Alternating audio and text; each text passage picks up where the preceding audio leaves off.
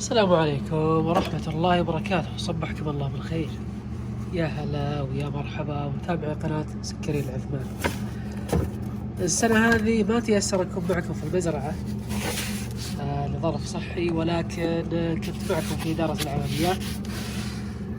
سبحان الله، مع الأيام ومع الضغط نسيت أصور لكم منتجات هذه السنة. طبعا الإضاءة عندي شوي تعبانة، لكن هذا من تمر الواد الله يعافيها ويحفظها. هذا يبين لكم درجة التمر اللي نشتغل عليه كل سنة في المزرعة اللي ناخذها. هذه واحدة من المزارع اللي أطلع منها هذه الدرجة. بحاول أكون عند الإضاءة هنا. لاحظوا ما شاء الله كبر الحبات، لاحظوا الفتل. طبعا اللون اللي يطلع من هذه المزرعة يقربه من ترى هذا كراميل. أحد يدقق زين، هذا كان موجود هنا حنا، بس في واحد أخذه بالعافية يعني. فعلى كل حال هذه يقربه من السكري، يقربه من الجلاكسي. طبعا المفتر يقربه من الجلاكسي، اللون الداكنة شوي. هذا تمرنا هذه السنة. وللتذكير، طبعا للتذكير، احنا كل موسم نشتغل في شهر 9 8 و9 ميلادي. يعني السنة هذه بإذن الله نشتغل بعد الحج بأسبوع تقريبا وأسبوعين.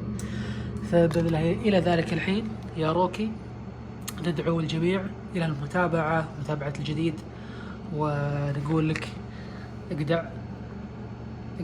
أيوة اقدع. هالسلام الله عليك. تسلق تجامل كل أو لا تعذرني، أنا ما يصلح أنا أخوك.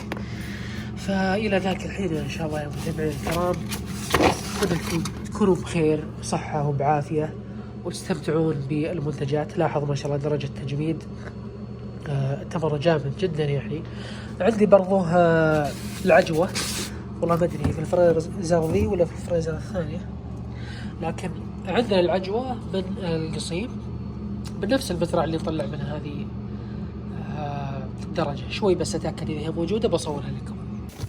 شفت يا روكي، لقينا العجوة.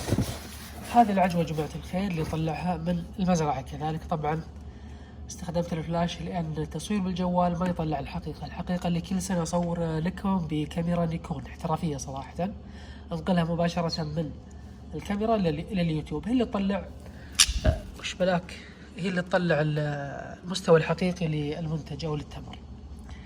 فإن شاء الله الموسم الجاي بعد 8 شهور نوفر لكم العجوة زي ما تشوفون مباشرة من المزرعة إلى فرازركم. أيضا المفتل اللي تعودتوا عليه إن شاء الله.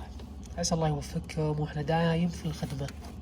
الله يسعدكم، تحياتي لكم، إلى اللقاء. روكي قل لهم مع السلامة. اقدع. أيوة خليك بطل. الله أيوة، قل لهم مع السلامة، ترى حدسي. هاي وش قل لهم مع السلامة.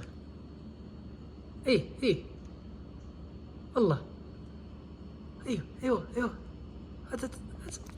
قل لهم مع السلامة. تعال ان شاء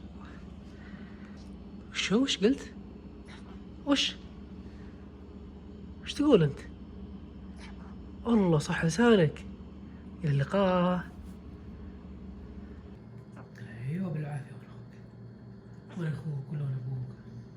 ايش هذا الروكي؟ كل تمر سكري وبروكلي. يا سلام، العافيه. جميل.